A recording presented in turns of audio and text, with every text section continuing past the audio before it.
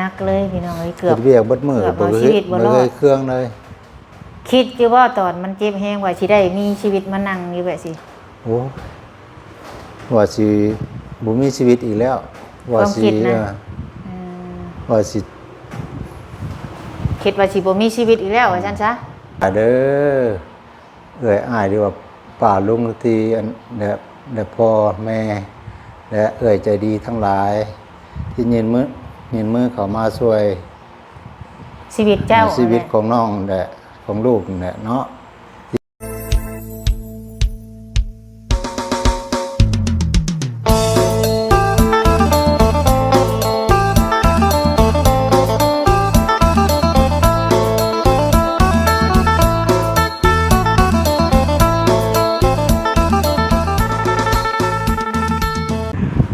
สบายดีเด้อสบายดีพี่น้อง FC เบิร์สุคนเนาะว่า FC ทั้งฝั่งลาวฝั่งไทยและก็ต่างประเทศยินดีต้อนรับเข้าสู่ช่องสบุญมาบ้านเฮาคือเก่าเด้อพี่น้องเด้อ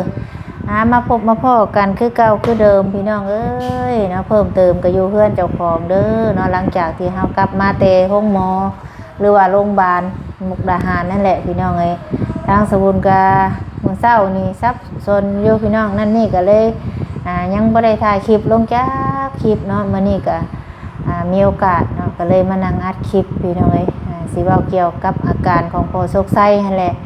หลังจากที่เฮาไปมุกดาหารไปผ่าตัดเฮาไปพักอยู่พุ่นก็3คืน3มื้อที่3น่ะพอดีเที่ยงแล้วก็ออกมาเนาะพี่น้องเอ้ยหลังจากที่เฮาไปผ่าตัดได้3คืนแล้วก็ทางแพทย์หมอว่าอาการดีขึ้นเพิ่นก็อนุญาตให้มาแล้วเพิ่นก็เฮ็ดใบนัดให้คือมื้อนี้เฮาก็ไปล้างแผลไปล้างอยู่อนามัยบ้านเฮานี่แหละพี่น้องเอ้ยล้างไปจนฮอดวันที่18แล้วเพิ่นให้ตัดไหมบัดนี้เพิ่นให้ตัดไหมเพิ่นว่าเนาะมื้อนี้พี่น้องทั้งสบุญก็โอ้ยพี่น้องเอ้ยแบบว่า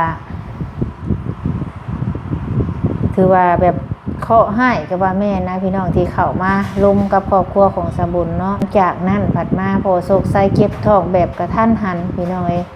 เจ็บในท้องในไส้เลยคันบ่ไปก็คือแบบสิบ่รอดเลยมื้อนั้นค่ะเนาะคิดว่าที่แรกก็คิดว่าเราเจ็บน้อยๆแหละพี่น้องเอ้ยคิดว่าสิไปกวดแล้วกินยาก็สิมาสินะในเมื่อเฮาไปกวดพ่อเนาะหมอเพิ่นก็ไปแบบว่าสแกนนั่นแหละพี่น้องเพิ่นเอ็กซเรย์เรียกเอ็กโกบ้านเฮานี่ก็บ่เห็นคักเพิ่นก็สแกน2เทื่อเพิ่นมั่นใจว่ากระเพาะซอด 100% เพิ่นว่ากระเพาะซอด 100% เพิ่นว่าก็เลยเอาไปพาอยู่มุกพี่น้องเอ้ยเนาะเอาไปพาอยู่มุกอาหารในเมื่อมันนั่นแล้วก็กลับมาบ้านอาการเราดีขึ้นพี่น้องเอ้ยทางพ่อโชคชัยก็ได้โอ้พี่น้องเอ้ยในเมื่อครั้งนี้เนาะที่ว่าเป็นเคราะห์ใหญ่อีหลีพี่น้องเอ้ยเคราะห์ใหญ่แบบว่ายังดีที่ว่าบ่ตายว่าซั่นซะพี่น้องเนาะก็ถือว่า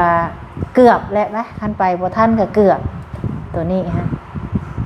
หรือว่าเฮากับบ่ฮู้สิว่าจังใดทั้งเอื้อยทั้งอ้ายมาเพิ่นโทรมาเนาะตอนนั้นเฮาก็อยู่ห้องหมอแขวงนั่นแหละทั้งเอื้อยทั้งอ้ายเพิ่นโทรมาเพิ่นบอกว่าให้เอาไปมุกเด้อเพิ่นว่าทั้งสบุญก็ลังเลช่วงนะยังตัดสินใจบ่ถูกช่วงนะเพราะว่าคันเฮาไปมกผัดเฮาผัดมีเงินบ่พอ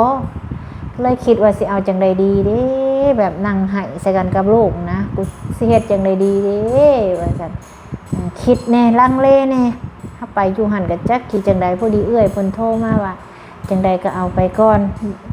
เพิ่นก็ว่าเรื่องเงินเรื่องค้ำค่อยว่ากันเอาคนไปก่อนไปกวดเบิ่งพอพากับพาว่าซั่นทางเอื้อยเพิ่นว่าทั้งสบุญกับให้ทางงานแพทย์หมอเพิ่นติดต่อเอารถจากห้องหมอมุกดาหารโรงพยาบาลนั่นแหละ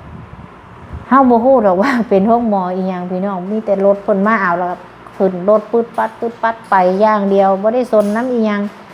ขอแต่ว่ามื้อนี้คือเอาชีวิตรอดไว้ก่อนนะพี่น้องเฮาบ่ฮู้ว่าหยังคือหยังเนาะตอนนะบ่ได้ฮู้ว่าพูดแต่ว่าชีวิตน่ะมันสำคัญก็เลยว่าไปหม่องใดรอดแบบว่าให้มันไวที่สุดซะเพราะว่าอาการของพ่อโชคชัยนี่ท้องระเบ่งขึ้นนะเบ่งขึ้นแล้วก็บอกขอโทษน้ำโบทายโบเหี่ยวโซคืนหนึ่งกับมื้อหนึ่ง บ่ทายบ่เหี่ยวท้องก็เบ่งขึ้นแบบคนแบบว่ามันเมื่อยเลยนะเราเพลียเพิ่นแหละแบบว่าบ้านเฮาแบบว่าตาสั่วแล้วนะพี่น้องตาเราดีขาวแบบว่าคนเบิดเมื่อยแล้วนะก็เลยไปพุ่นเพิ่นก็เลยแบบว่าให้ผ่าตัดเนาะทางสบุญกับป้าเตอพี่น้องเอ้ยบ่คิดบ่ฝันว่ามันสิมาเกิดกับครอบครัวเฮาแม่นความเจ็บเป็นนี่มันก็แขนคอสู่บาดย่างพี่น้องคนเฮามีเกิดแก่เจ็บตายมันก็แขนคอสู่บาดย่างเฮาบ่คิดว่ามันสิมาเจอนักขนาดนี้นะเพราะว่าที่ผ่านมาเฮาก็เคยเจอมาแล้วเกี่ยวกับแม่ตัวเองนี่แหละมันผ่านไปแล้วตัวนะส่วนนะเพราะว่าช่วงนี้เนาะเฮาก็อายุก็สิ50คือพอสงสัยแล้วอายุ50แล้วก็แล้วก็บ่เคยเจ็บใส่บ่เคยเป็นหยังนะแล้วก็แข็งแรงของเราบ่ได้เคยว่าติจมเจ็บท้องเจ็บใส่บ่เคยมีแล้วเป็นคนแข็งแรงบ่เคยเป็นหยังมาก่อนในเมื่อเราเป็นเนี่ยหนักเลยพี่น้องเลยเนาะคือว่ามื้อนี้ทางสบุญกาเรื่องไล่ๆเนาะพี่น้องเกี่ยวกับครอบครัวเฮาก็ให้มันผ่านไปพี่น้องเลยข่าวแบบว่าสิ่งร้ายให้มันผ่านไปถึงเฮาสิโชคร้ายแต่เฮาก็ยังโชคดีเนาะแต่เฮาก็ยังโชคดีคืออย่างที่สบุญว่าเรื่องร้ายไปโชคดีเข้ามาคือทางสบุญกาสาธุถ้าว่าบ่ได้ทางเอื้อยน้อยแล้วก็ทางไอ้งวนแล้วก็ทางไอ้ที่แล้วก็ทางเอื้อยใจดีจากอเมริกาเนาะจากเอื้อยใจดีผู้ที่แล้วก็ทางเมนูคำสอนแล้วก็เมคูมาลาแล้วก็มีเอื้อยแล้วก็ทางเอื้อยสีจันเนาะในครั้งนี้ที่ว่าเพิ่นยืนมือเข้ามาสวยพี่น้องเอ้ยทางสบุญกะสาธุสบุญยกมือใส่เก้าเท่าใส่หัวถ้าว่าบ่ได้เอื้อยน้อยไอ้งวนหรือไอ้ที่แล้วก็เอื้อยจะดีหรือว่าทางเมนูคำสอนแล้วก็ทางแม่ครูมาล่าเนาะที่เพิ่นยืนมือเข้ามาสวยครั้งนี้แล้วก็เอื้อยสีจันพี่น้องเอ้ยทางสบุญกะถ้าว่าบ่มีเพิ่นทางพ่อโชคชัยก็บ่ฮู้ว่าเราสิเป็นจังใดบ่ฮู้ว่าเราสิยังมีชีวิตบ่หรือว่าจังใดเนาะเพราะว่าการใช้จ่ายของเฮานี่มันบ่แม่นน้อยๆพี่น้องสบุญบอกได้ว่าหลายพอสมควรเนาะบอกได้สำนี้ว่าหลายพอสมควรคันว่าบ่ได้เพิ่นมาจ่ายค่าหมอหรือว่าค่าหืดค่ายาให้แม่นสบุญนี้บ่ฮู้ว่าสิไปเอาเงินจำนวนนี้มาจากไสเพราะว่าลำพังครอบครัวของสบุญนี่ก็มีแต่ทั้งเอื้อยทั้งอ้ายเพิ่นยืนมือเข้ามาช่วยเฮ็ดให้ลำพังครอบครัวสบุญนี่เงินคำซุมื้อนี่ก็ได้ใช้นำทั้งเอื้อยทั้งอ้ายที่ว่าเพิ่นคอยซัพพอร์ตคอยให้คอยแบ่งปันทั้งครอบครัวสบุญมาโดยตลอดตั้งแต่รู้จักกันมาเพิ่นแบ่งเบามาโดยตลอดตั้งแต่ช่วยทุกสิ่งทุกอย่างจนมาฮอดพอโศกไสไปผ่าตัดไปนอนโรงพยาบาลแม่นเพิ่นก็เอามาซอยถ้าบ่ได้เพิ่นนี่สบุญบ่ฮู้ว่าพอโศกไสนี่สิยังอยู่บ่อันนี้คือความจริงเด้พี่น้องเพราะว่าคันว่าช่วงนั้นเนาะคันว่าทั้งเอื้อยทั้งอ้ายเพิ่นบ่เสนอมาให้ไปสบุญก็อาจสิเฮ็ดอยู่ในสวรรค์หันมื้อน่ะเพราะว่าช่วงนั้นสบุญคิดยังบ่ออกเลยแบบว่ามันมืดตึ๊บนะวันนี้ก็เลยคิดได้ว่าเอื้อยเพิ่นมาเว้าสิสบุญก็คิดออกได้แบบทั้งหมอเพิ่นก็แนะนำนะเนาะจังใดทั้งสบุญก็ขอบคุณเอื้อยอ้ายแล้วกับแม่พ่อเนาะทั้งแม่ครูมาลาแล้วก็ทั้งพ่อบุญมาแล้วก็ทั้งเมนูคำสอนนำเด้อเนาะที่ทั้งเมนูคำสอนนำแล้วก็เอื้อยน้อยไอ้งวนไอ้ที่แล้วก็เอื้อยใจดีแล้วก็มีเอื้อยสีจันเนาะที่ว่าเพิ่นช่วยครอบครัวสบุญว่าช่วยพ่อช่วยชีวิตของพ่อโชคไสในครั้งนี้เนาะสาธุสบุญก็ขอบคุณหลายๆก็ขออวยพรอวยไสให้พ่อแม่เอื้อยอ้ายทุกคนให้อยู่ดีมีแห้ง สุขภาพเข้มแข็งความเจ็บบ่ให้ได้ความไข้บ่ให้มีเด้อสาธุให้บุญคำนำสู้คิดสิ่งใดก็ขอให้สมความมุ่งมั่นปรารถนาขอให้บุญรักษาเทวดาปกป้องให้อยู่เย็นเป็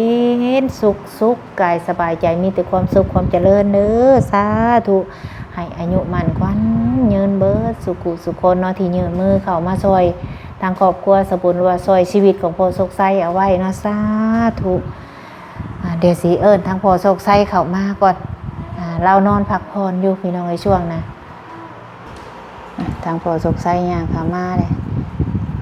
สบายดีโอ้น้ำหนักลงหลายกิโลจ้ะนี่สงสัยร่มหลายอยู่ ย่างมึงด้วยให้ย่างไปเบิ่งด้วยย่างกับอาหารแล้วมื้อนี้เป็นมื้อที่4เด้อพี่น้องเอ้ยเนี่ยเฮือนสมบูรณ์ก็ยังบ่ทันได้แล้วดอกพี่น้องเอ้ยทั้งต่อหน้าพ่อโชคไส้หั่นความคิดไว้ตะกี้น่ะสิถมมื้อนี้ในเมืองมันเกิดขึ้นแบบนี้ก็คือสิบ่ได้เฮ็ดดอกบานนี้คือสิเบิดเท่านี้แหละเอานั่งลงนี่เอาให้เรามานั่งเลยบะนี่เป็นจังไดอาการมื้อนี้เด้อยังบ่ได้ได้ฮะ ดีขึ้นอยู่มื้อนี้ก็ มื้อนี้กับบ้านนี่อันใดดี มันก็ดีกว่ากันขึ้นเรื่อย บ่ให้ตัวได้คันว่าดีก็ว่าดีคันว่าบ่ดีก็ว่าบ่ดีเนาะดีขึ้นแน่ติ ๆแต่ว่ามันก็ยังอยากเข่งบาดนั่นแหละมันบาดแผล เป็นแผลเนาะ คันเฮาตีงตัวแห้งมันก็จะเจ็บเจ็บปวดนี่ขณะอยู่ซื่อๆมันก็บ่รู้สึกว่าเจ็บดอก เฮ็ดตามแพทย์ตามหมอเพิ่นบอกแล้วก็ตามสภาพเฮาห้ามยกของหนักแล้วก็ห้ามกินอาหารรสจัดห้ามกินข้าวเหนียวต่างๆที่เพิ่นบอกให้จื้ออยู่ล่ะว่า จืออยู่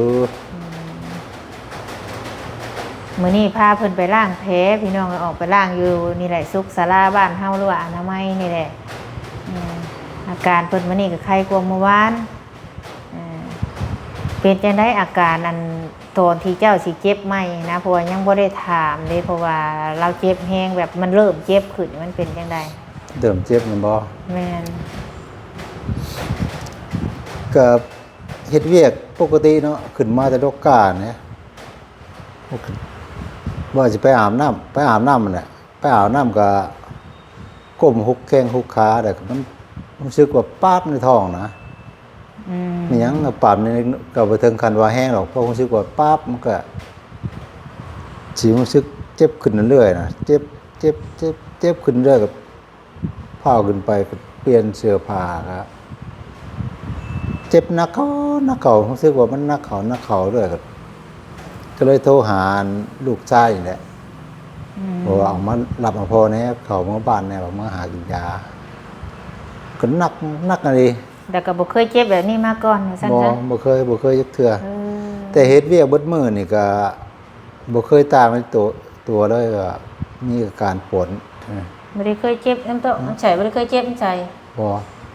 บัดเจ็บเลยนักเลยพี่น้องเอ้ยเกือ เฮ็ บ ดเวียกเบิดมื้อ เกือบ บ่ เอา เค ชี ย วิตบ่รอด เครื่องเลย คิดอยู่ว่าตอนมันเจ็บแฮงว่าสิได้มีชีวิตมานั่งอยู่แบบสิ โอ้ว่าสิบ่มีชีวิตอีกแล้วว่าสิว่าสิ คิดว่าสิบ่มีชีวิตอีกแล้วว่าซั่นซะบ่ได้คิดว่าสิได้มานั่งแบบนี้ ว่าสิบ่รอดแหละก็ว่าสิบ่ไหวแล้ว เจ้าเว้าสิเจ้าเครื่องอยู่บ่เวลาเจ้าเว้าสิ ว่าสิบ่ได้เครื่องหรอกว่าสิ คันว่าเครื่องแล้วก็บ่เว้านะแต่บ่ได้คิด เครื่องนักก็คือเวลาเฮาจามเนี่ยไอนี่ เวลาเฮาไอ ไอนี่บ่ ทรมานเนาะ ทรมานเวลาเฮาไอดำ ทนเอาจักหน่อยก็ดีเศร้าไปดอกเพราะว่ามื้อเช้านี่ก็ไปล้างแผลพี่น้องเอ้ยเพิ่นให้เที่ยวไปล้างนะฮอดวันที่18ก็ไปตัดไหมเพิ่นว่าแล้ววันที่26แหละหมอนัดไปอีกไปมุกดาหารที่แรกเพิ่นก็นัดวันที่25แล้วพอดีหมอเพิ่นสิบ่อยู่เพิ่นก็เลยเปลี่ยนเป็นวันที่26หลังจากเราพาเราเกือบสิบ่รอดแล้วว่าเป็นจังได๋ความรู้สึกตอนนี้จ้ะ ตอนนี้ซ้ำว่ารอดชีวิตมากก็ดีใจหลายซ้ำว่าเกิดใหม่พุ่นแหละเนาะดีใจ ส แต่มาเกิดมาคิดว่าตัวเองสิเบิดแต่มื้อนั้น สิ บ่ บ่ยั่งแล้ว อืม เจ็บตั้งแต่เนาะจนขำมื้อขำคืนเนี่ยก็อดความอดทนน่ะนะ ความเจ็บอดมาคืนหนึงกับมื้อหนึงเนาะ แม่น จนฮอดขวบเจ็บอีกจังได้ปากฮอดขวบตอนเจ้าเจ็บได้เพราะว่าเจ้าเจ็บตอนกลางคืนนี่มาแล้วมานอนคืนอยู่ซิโนนอนคืนอยู่ซิโนเลยตื่นมื้อเช้าเลยไปนอนอยู่สวรรค์ค่ำมาจังได้ไปปาดอยู่หมกประมาณ เจ็บเฮาก็ไปหาแพทย์หาหมอเพราะฮอดมือแพทย์มือหมอแล้ว แต่ว่าแพทย์หมอก็ยังแบบยังบ่รักษายังช่วยยังบ่ได้บอกว่าเจ็บก็มีแต่ว่ากวนนี่ก็ยังบ่รักษาเฮาได้นะแบบเฮาก็ปัดเท่านั้นนะเฮาจักสิแล่นหาผู้ใด จักสิไป นะ เพิ่งไผ จะเพิ่งผู้ใด คิดไว้ไปเพิ่งหมอแล้วก็เพิ่นยังเฮ็ดบ่ได้อยู่ว่าซั่นซะคิดว่าสิจบซะ ว่า ว่าซั่นซะ สิจบแล้ว เออ มีแต่โอ้ยนอนถ่าเบิดลมหายใจเท่านั้นวะ ตอนนั้นน่ะบ่ มันเจ็บเบิดมันสิเบิดความอดทนแล้วบัดนะ บัดนี้ก็เลยว่าซ้ำเปลี่ยนชีวิตใหม่บัดนี้ ทำหมอ เออ ดีใจหลายแล้วบัดนี้ก็แล้ว เจ้า มาอยู่กับลูกกับแม่อีก เจ้าฮู้ว่าไผมาเปลี่ยนชีวิตใหม่ให้เจ้า ฟังเด้อข่อยสิเว้าให้ฟังคันว่าบ่ได้คันว่าเจ้าเนาะคันว่าบ่มีทางเอื้อยน้อย ไอ้หงวนไอ้ทีแล้วก็เอื้อยใจดี แล้วก็ทางเมนูคำสอนแล้วก็แม่ครูมาลาพ่อบุญมาแล้วก็มีเอื้อยสีจันทร์ที่เพิ่นยืนมือเข้ามาช่วยในรอบนี้การใส่จ่ายนะบ่แม่นว่าเบิดนิดหน่อยพี่น้องนักพอสมควรเนาะบอกได้ซ้ำนี่แล้วก็ที่เพิ่นช่วยมานี่ก็ข่อยอยากให้เจ้าเนาะขอบคุณไปทางเอื้อยอ้ายเบิดทุกคนที่เพิ่นช่วยชีวิตใหม่ให้เจ้าที่เปลี่ยนซ้ำมาเปลี่ยนชีวิตให้เจ้าเปลี่ยนเครื่องในไตท้องเจ้าว่าซั่นซะที่ความเจ็บปวดมันออกมานี่ให้เจ้าขอบคุณเพิ่นที่ช่วยชีวิตของเจ้าไว้ให้แหละ เนี่ยขอบคุณหลายเด้อเอ้ยอ้ายหรือว่าป้าลุงที่อันและพ่อแม่และเอ้ยใจดีทั้งหลาย ที่ยืนมือเข้ามาช่วยชีวิตของน้องและของลูกเนี่ยเนาะที่ให้มีชีวิตชั่วมือนี่คันบ่มีอันอ้ายเอ้ยพ่อแม่หรือว่าป้าลุงแหละยืนมือเข้ามาในชีวิตของลูกนี่คือสิบ่มีในมื้อนี้แหละว่าสิจบแต่มื้อนั้นน่ะเนาะขอขอบคุณใจหลายเด้อ เป็นอยู่ดีมี ให้อยู่ดีมีแห้งครบเจ็บจะช่วยได้ความไขจะช่วยมีพออยู่ดู อายุมันยืนมันยื อน ยู่ เด้ ดี อ มีแห้งอายุมันยืนเด้อจ้าธุ ธุทางสบุญกาเนาะขอบคุณไปแล้วพี่น้องในการใส่ใจายนี่เบิดหลายพอสมควรเนาะที่เพิ่นช่วยมานี่ก็ได้คือทางเมนูนี่เพิ่นช่วยมา10,000 บาทเดี๋ยวกระทั่งเมครูมาล่าพอบุญม่านเพิ่นช่วยมา$200เนาะก็หลายพอสมควรบอกเนาะทางเอื้อยอ้ายเพิ่นบอกว่าเพิ่นฮู้อยู่เว้าซำนี้ก็โอเคแล้วเนาะก็หลายคือกันทางสบุญก็ทราบซึ่งเนาะแล้วก็ดีใจที่ว่าทางเอื้อยทางอ้ายทางแม่บ่ปะบ่ทิ่มทั้งครอบครัวสบุญบ่ว่าเฮ็ดหยังเฮ็ดอันใดน้ำเฮือนน้ำซ่านเฮ็ดให้เฮ็ดนาเพิ่นก็ช่วยเหลือครอบครัวสบุญมาโดยตลอดจนมาฮอดมื้อนี้ถือว่าเพิ่นมาช่วยชีวิตของพ่อโชคชัยไว้ทางสบุญก็ในนามตั้งหน้าเนาะสบุญก็ขอบคุณแล้วขอบคุณอีกเนาะในนามตั้งหน้าของครอบครัวทุกคนเนาะสบุญก็ขอบคุณเอื้อยอ้ายแม่พ่อเบิดสุขุสุคนที่ว่าช่วยครอบครัวของสบุญนับตั้งแต่ช่วยเหลือเฮ็ดเฮือนเฮ็ดซ่านจนหอดเจ็บไข้ได้ป่วยก็ยังยืนมือเข้ามาช่วยบ่อยู่บ่เศร้าเนาะคันว่าบ่ได้เอื้อยอ้ายที่ยืนมือเข้ามาช่วยหรือแม่ทางครอบครัวสบุญก็คือสิบ่มาฮอดจุดนี้คือพอสกไสเว้าแหละถ้าเพิ่นบ่มีเพิ่นเราก็อาจสิบ่มีชีวิตมื้อนี้แล้วก็ค่ะบ่มีทั้งเอื้อยอ้ายใจดีทุกคนนี่สบุญก็คือสิยังอยู่ได้เฮือนหัวอันเก่า เฮือนหลังนี้ก็เพิ่นเปลี่ยนเฮือนหลังใหม่ให้แล้วก็ทั้งเปลี่ยนชีวิตใหม่ให้ทั้งพอโศกไส้ทางสบุญก็บ่มีสิ่งตอบแทนก็มีแต่มือ10 นิ้วยกใส่9 เท่าใส่หัวเด้อให้อยู่ดีมีแฮงเด้อเอื้อยอ้ายแล้วก็ทั้งแม่ทุกคนที่ว่ายืนมือเข้ามาช่วยทั้งครอบครัวสบุญเด้อเนาะสบุญก็ดีใจหลายที่ว่าเพิ่นบ่ปะบ่ทิ่มที่เพิ่นคอยดูแลคอยเทคแคร์ทั้งครอบครัวสบุญบ่ว่าเจ็บเป็นเองอุ่นบ่ว่าเรื่องอันใดเนาะเพิ่นก็ยืนมือเข้ามาช่วยเหลือตลอดเนาะขอบคุณหลายๆเด้อเนาะแล้วก็ขอบคุณ FC ทุกคนที่เข้ามาให้กำลังใจแล้วก็ญาติพี่น้องที่เพิ่นมาให้กำลังใจเนาะขอบคุณหลายๆหมู่เพื่อนทุกคนที่คอยเบิ่งคอยส้มแล้วก็ FC ทุกคนที่รับชมคลิปของสบุญเนาะขอบคุณหลายๆเด้อที่เบิ่งคลิปให้บ่ข้ามโฆษณาเนาะทั้งสบุญก็บ่มีสิ่งตอบแทนเด้อเอื้อยอ้ายเด้อที่ว่ามาช่วยเฮาตั้งแต่เฮ็ดเฮือนเฮ็ดซ่านเอื้อยอ้ายเพิ่นก็ช่วยมาตลอดเนาะทั้งเอื้อยอ้ายเพิ่นก็ฮู้ว่าครอบครัวสบุญนี่คันว่าบ่มีทั้งเอื้อยอ้ายนี่คอยซัพพอร์ตมานี่พ่อตรงๆพี่น้องเอ้ยสบุญก็บ่ได้มาฮอดจุดนี้นะลำพังเฮ็ดช่อง YouTube นี่ก็แต่สงกรานต์มานี่สบุญยังบ่มีฮอดเงินเดือนที่ได้กินได้อยู่ซุมื้อนี่ก็แม่นเงินเอื้อยอ้ายเพิ่นยืนเข้ามาคอยเทคแคร์ครอบครัวของสบุญขอบใจหลายๆเด้อเอื้อยอ้ายเด้อเนาะทั้งเฮ็ดให้เฮ็ดนาบ่ได้กินข้าวกินน้ำเพิ่นก็ยังช่วยเนาะทั้งเมนูน้ำทั้งเมนูคำสอนนี่ก็เป็นอีกซัมแม่ผู้หนึงที่ว่าเพิ่นค่อยสอนมาโดยตลอดตั้งแต่เฮ็ดช่อง YouTube มาใหม่ๆแม่เพิ่นมอบงานให้จนทุกมื้อนี่แม่เพิ่นก็ยังคอยเทคแคร์คอยเบิ่งแยงทั้งที่ตัวเองก็บ่ค่อยสบายเนาะแล้วก็ทั้งแม่คุมาลาแล้วก็พ่อบุญมาเพิ่นก็เห็นคลิปที่ว่าพาพ่อโชคชัยไปห้องหมอเพิ่นเห็นเพิ่นก็โทรมาเลยทางสบุญก็ดีใจเนาะที่ว่าเพิ่นยังติดตามแล้วก็ยังคอยเป็นห่วงเป็นใยทั้งครอบครัวนี่แหละเพิ่นเว้าอยู่ถึงเฮา